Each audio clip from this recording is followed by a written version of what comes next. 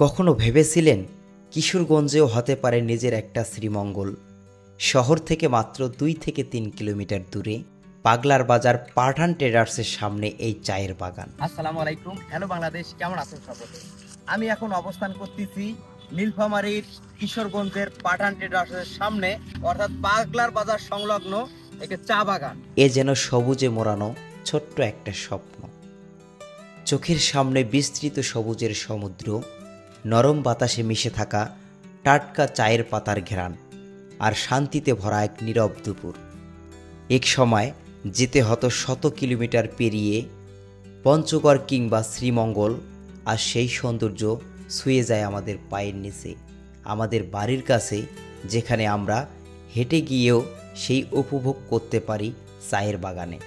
পাগলার বাজারের এই সবুজ রাজ্য এখন কিশোরগঞ্জের মিনি শ্রীমঙ্গল, একটি জায়গা যেখানে প্রকৃতি নিজের ভাষায় কথা বলে, একটি অনুভূতি যেখানে মনের সমস্ত ক্লান্তি হারিয়ে যায় সবুজের মাঝে।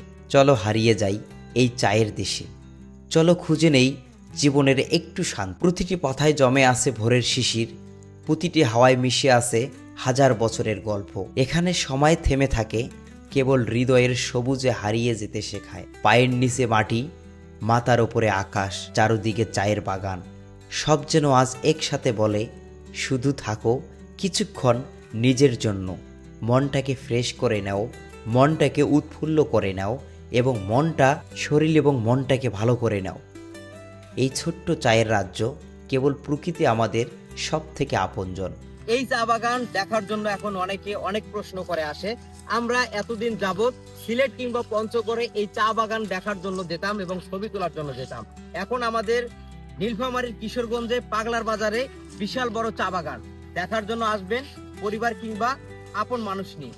পরিবার কিংবা আপনজন সহ চলে আসুন এবং উপভোগ করুন এই চায়ের রাজ্য।